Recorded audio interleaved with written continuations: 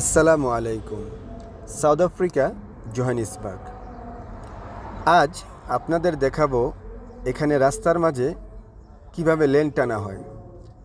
এই রাস্তাগুলো মূলত 6 লেনের হয়ে থাকে।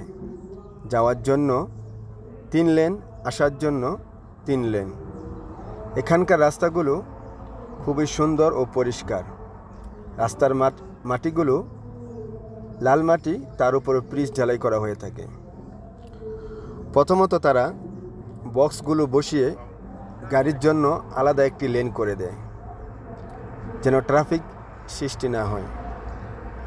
তারপর অন্য একটি গাড়ির মাধ্যমে বসানো মেশিন দিয়ে লেনগুলো টেনে দেওয়া হয়।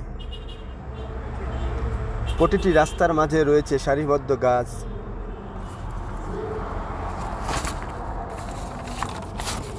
ভিডিওটি দেখার জন্য আপনাকে ধন্যবাদ। ভিডিওটি যদি ভালো লেগে থাকে তাহলে ভিডিওটি শেয়ার করে দেবেন।